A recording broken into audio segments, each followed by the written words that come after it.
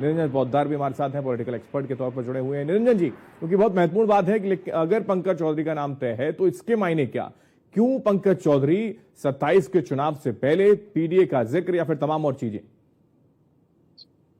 देखिए हेमंत जी, निश्चित तो एक चीज आपको देखनी पड़ेगी कि जिस तरीके से भारतीय जनता पार्टी, और विशेषकर मैं बात करूं उत्तर प्रदेश की, तो उत्तर प्रदेश हमारे यहाँ राजनीति के डिस्कोर्स में एक बात कही जाती है कि केंद्र की जो सत्ता का रास्ता है वो उत्तर प्रदेश से होकर के निकलता है। और विशाल प्रदेश, और आप ये देखिए जिस प्रदेश से सबसे ज्यादा लोकसभा की सीटें आती हों और 23 करोड़ की जहां जनसंख्या हो, उस प्रदेश को भारतीय जनता पार्टी जितनी गंभीरता से लेती है, निश्चित रूप से आप ये मान के चलिए, वैसे तो भारतीय जनता पार्टी की राजनीतिक विशेषता ये है कि हर एक प्रदेश को, छोटे से छोटे प्रदेश को भी ये गंभीरता से लेते हैं राजनीतिक रूप से, लेकिन उत्तर प्रदेश के ऊपर इनका ज्यादा फोकस और ज्यादा इनकी गंभीरता इसलिए बनती है क्योंकि प्रधानमंत्री जी भी बनारस यानी कि उत्तर प्रदेश से ही जीत करके और अपने आप को केंद्र के अंदर लेकर के आए थे। गुजरात से आकर के बनारस से चुनाव लड़ा उन्होंने।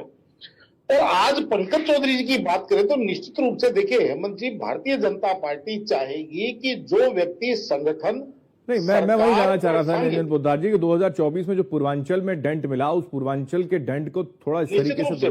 मैं वही आ रहा था कि जो व्यक्ति संगठन, सरकार और संघ, इनके बीच में जो सामंजस्य बना सके, यानी कि तीनों को जो पूर्ण रूप से स्वीकार्य हो, निश्चित रूप से ऐसा व्यक्ति भारतीय जनता पार्टी आगे लेके आएगी। और रही बात जो अभी आपने चर्चा करी कि 2024 के अंदर भी और 2022 के अंदर भी कहीं ना कहीं भारतीय जनता पार्टी की जो चुनाव के अंदर है वो पूर्वांचल के अंदर कहीं भारतीय जनता पार्टी संघर्ष करती हुई दिखाई दी। और जिस तरीके से पंकज चौधरी जी पूर्वांचल के गढ़ यानी कि उत्तर प्रदेश से उन्होंने अपनी गोरखपुर से अपनी राजनीति की, इनकी जो नर्सरी रही, और उसके बाद में लगातार महाराजगंज से 7 बार ये चुनाव जीत करके आए हैं। कुर्मी समाज यानी कि उत्तर प्रदेश का एक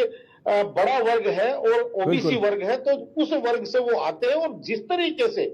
पंकज चौधरी जी की विशेषता ये कही जाती है कि उनका कहीं ना कहीं केंद्र में तो वो नरेंद्र मोदी जी और केंद्रीय नेतृत्व के नजदीक माने ही जाते हैं, उनके विश्वस्त माने ही जाते हैं। उत्तर प्रदेश के अंदर जो योगी आदित्यनाथ जी की जो सरकार चल रही है, योगी आदित्यनाथ जी के साथ भी उनका समन्वय मोटा मोटी सही माना जाता है। और इसी चीज को देख करके, क्योंकि जिस तरीके से भारतीय जनता पार्टी उत्तर प्रदेश को 5 भागों में बांट करके अपनी कील कांटे दुरुस्त कर रही है, उसके अंदर पूर्वांचल हो, अवध क्षेत्र हो, बुंदेलखंड हो या पश्चिमांचल यानी कि पश्चिम उत्तर प्रदेश हो, आज जिस तरीके से देखेंगे पश्चिम उत्तर प्रदेश में जिस तरीके से इन्होंने पंकज चौधरी के नाम से एक तीर से कई निशाने जो हैं वो लगाए जा सकते हैं, चाहे वो पीडीए की कार्ड का जिक्र हो, चाहे वो पूर्वांचल में और पैठ बढ़ाने की स्थिति हो, या फिर संघ, सरकार और संगठन सबको एक साथ लेने की उनके अंदर हुनर हो। ये तमाम बातें जो आपने कही। निरंजन जी, अगर ऐसी स्थिति है तो क्या ये माना जाए, ऐलान तो हालांकि 14 तारीख का है, तो क्या ऐलान 14 तारीख को या फिर आज ही एक ही पत्र अगर आता है तो?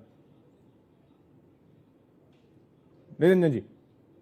है, अगर एक ही नामांकन पत्र भरा जाता है हेमंत जी, तो और भारतीय जनता पार्टी से इस चीज की अपेक्षा की भी जाती है, क्योंकि जिस तरीके से आप देखेंगे